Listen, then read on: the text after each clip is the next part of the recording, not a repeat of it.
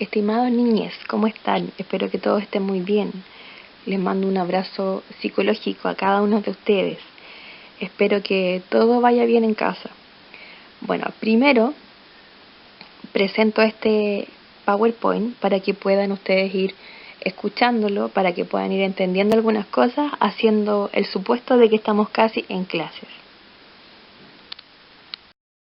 Si se preguntan entonces, ¿qué han hecho en biología? Bueno, recordemos qué han hecho.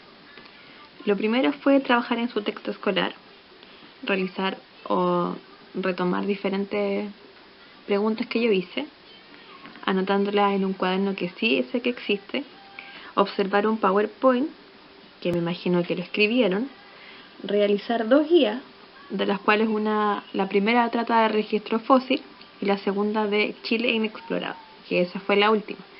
Eso entonces fue lo que yo he pedido en biología. ¿Qué vamos a hacer ahora entonces? ¿Cuál es la idea de ahora? La idea entonces de ahora es tratar de retomar todo lo que ustedes han visto y todo lo que ustedes han investigado durante este tiempo, que lo han hecho muy bien, han trabajado en forma autónoma, pero también necesitamos ponernos de acuerdo en varios conceptos. Empecemos entonces. Durante todo este tiempo con la palabra registro fósil. ¿Pero qué significa registro fósil?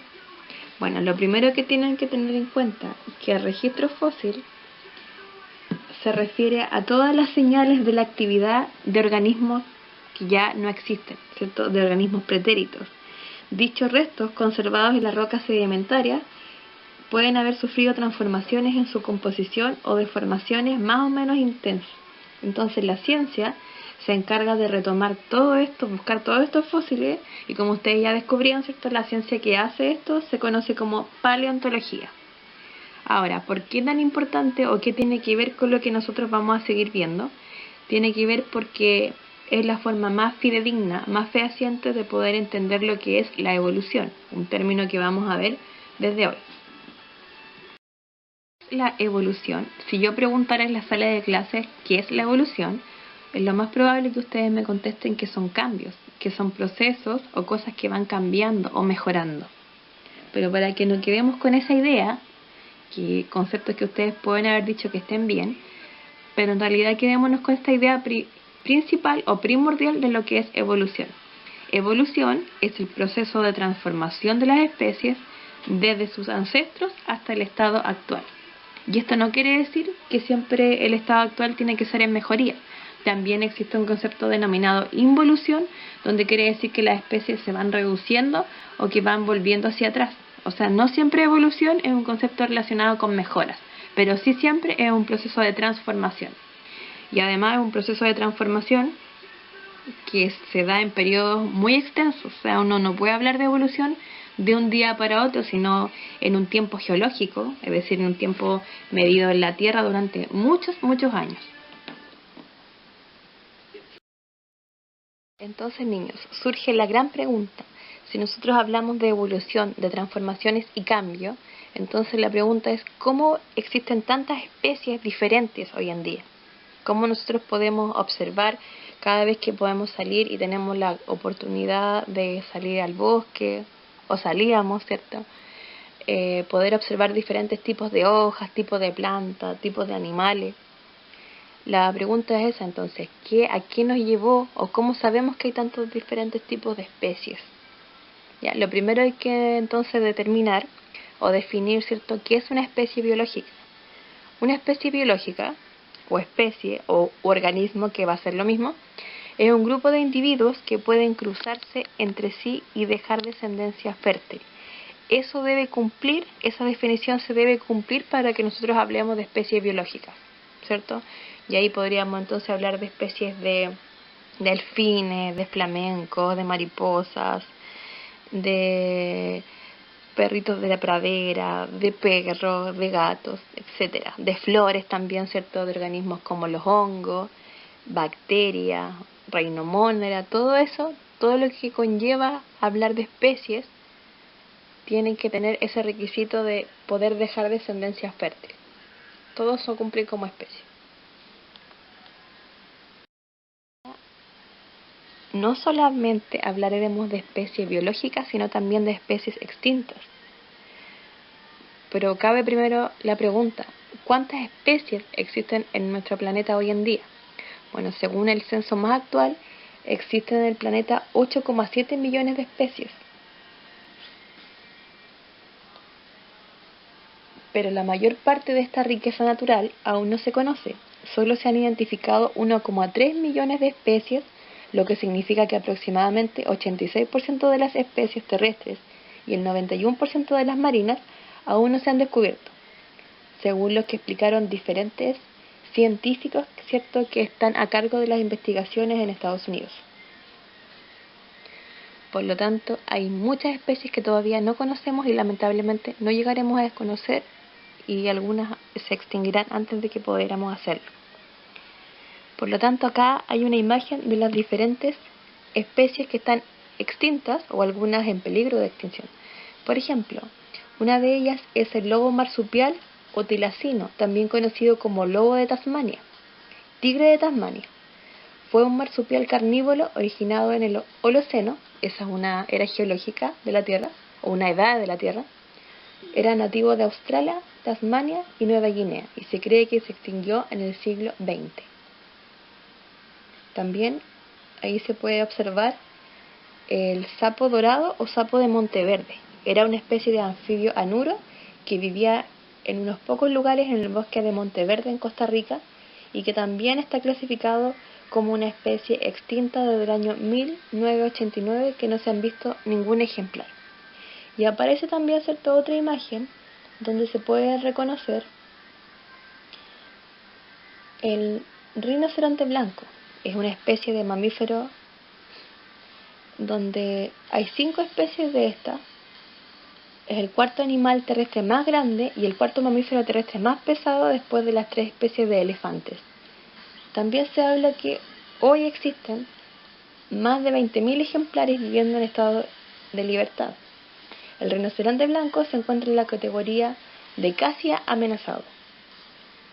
Todavía existen entonces algunas especies y por lo general, ¿qué ocurre con estas especies que ya se están quedando muy poquitas en el mundo? Se llevan a centros donde se empieza a trabajar con ellas para poder entonces reproducirlo en forma artificial y que no sigan extinguiéndose. Esa es una de las formas que existe para que estos animales o plantas o diferentes organismos no desaparezcan de la Tierra. Frente a la pregunta ¿por qué existen tantos organismos?, estamos tratando de responder varias cosas.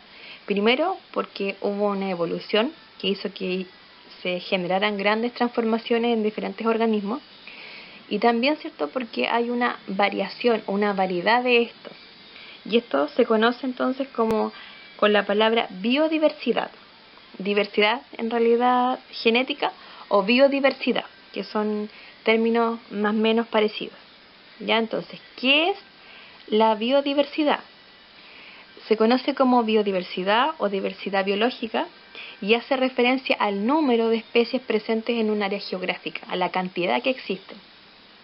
Pero es un concepto que tiene varias dimensiones, por eso vamos a ir viéndolo en cada una de las diapositivas siguientes. Entonces, biodiversidad o diversidad es el mismo concepto, pero se refiere solo al número de especies que hay en un lugar determinado, en un área geográfica determinada.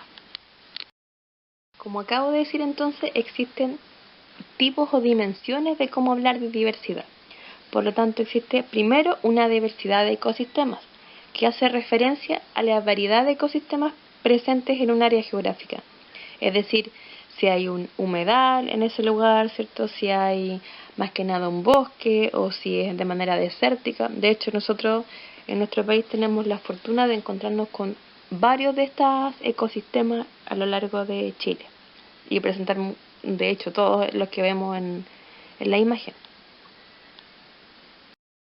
Dentro de este mismo concepto entonces de diversidad, vimos diversidad de ecosistemas, también nos encontramos con diversidad de especies, que hace referencia a la cantidad de especies que habitan en una región determinada. Diversidad de especies, entonces. Y por último entonces nos encontramos con una parte o una dimensión de esta palabra biodiversidad o diversidad, que es la variabilidad genética o la diversidad genética, que puede presentarse en una especie, es decir, en una misma especie, ya sea de maíces, ya sea de mariposas o ya sea de esos perritos que aparecen ahí, pueden darse diferentes razas, o sea, diferentes características dentro de esa misma especie. Nosotros mismos, como especie Homo sapiens, tenemos diferentes características entre cada uno de nosotros. Somos de la misma especie, pero tenemos ojos de colores diferentes, pelo de color diferente, forma de orejas diferente, etcétera, ¿cierto? Entonces, siempre en una especie, la misma especie, se van a dar variantes o variedades, y eso se conoce como variabilidad genética. Si alguien quiere saber lo que es genética específicamente, se refiere también a una ciencia que se encarga de estudiar todas las transformaciones o todos los mecanismos por los cuales se pueden heredar diferentes características. Fue una ciencia, de hecho, o es una ciencia que se ocupa mucho, que se utiliza mucho para saber cómo van a salir los nuevos organismos, por ejemplo. Por lo tanto, niños, hemos estado viendo bastantes términos nuevos, bastantes conceptos que vamos a ocupar mucho durante esta unidad, y nos hemos estado dando cuenta un poco que existen muchas explicaciones que son científicas y explicaciones que no son tan científicas. Entonces, para dar respuesta a esta pregunta que nos hicimos primero, de saber por qué existen tantas especies, bueno, hay muchas explicaciones para esto.